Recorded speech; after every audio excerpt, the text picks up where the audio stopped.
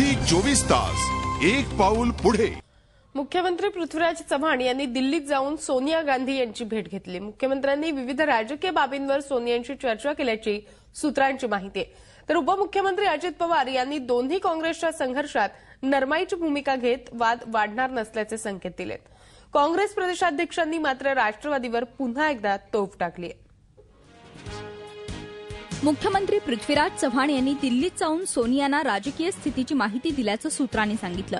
CAG तसंच आदर्शबाबतही मुख्यमंत्र्यांनी सोनियांपुढे वस्तुस्थिती मांडल्याची सूत्रांची माहिती आहे। जिल्हा परिषद अध्यक्षांच्या निवडीत राष्ट्रवादीच्या रणनीतीनं काँग्रेस नेते संतप्त आहेत।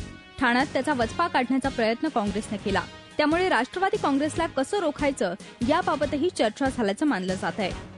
नेहमी आक्रमक असणाऱ्या उपमुख्यमंत्री अजित पवार यांनी मात्र सावध भूमिका घेतली आहे। दोन्ही बाजूच्या प्रदेशाध्यक्षांनी बोलल्यावर आपण काय बोलणार असं सांगत अजित पवारांनी हा वाद वाढवायचा नाही असे संकेत दिलेत। आघाडी सरकारमध्ये काम करत असताना अशा काही घटना घडत असतात आणि त्या घटना घडल्यानंतर त्या पक्षाचे प्रमुख या नात्याने प्रांताध्यक्ष स्टेटमेंट करत असतात। त्याच्यामुळे त्या दोघांनी का स्टेटमेंट केलेले त्याच्या संदर्भात जास्त अधिकारवाणीनं ती दोघंच त्या ठिकाणी सांगू शकतील।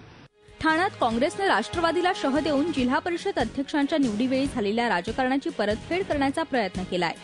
काँग्रेस प्रदेशाध्यक्ष माणिकराव ठाकरे यांनी आक्रमक होत राष्ट्रवादीवर पुन्हा हल्ला चढवलाय। सातत्याने आम्ही एकच सांगणार की आम्ही सोबत गेलो पाहिजेत, एकत्र एका विचाराचे सगळ्यांनी एकत्र आलं पाहिजे। त्यामुळे स्थानिक स्वराज्य संस्थांमध्ये त्यांनी समजलं की नाही, आमच्या मागं हे फरफटत येऊ शकतात की आम्ही काही रणनीती आखली तर काँग्रेसला काही त्याचं हे होत नाही आहे, परंतु असं फार काळपर्यंत चालत नसतं। काँग्रेस राष्ट्रवादीची अवस्था तुझं माझं जमेना तुझ्या वाचून कर्मेना अशी झाली आहे। स्थानिक पातळीवर जरी दोन्ही पक्षांनी सोयीचं राजकारण केलं तरी सत्तेच्या लालसेपोटी राज्य आणि केंद्रातल्या सत्तेसाठी त्यांना एकत्र राहावंच लागणार आहे।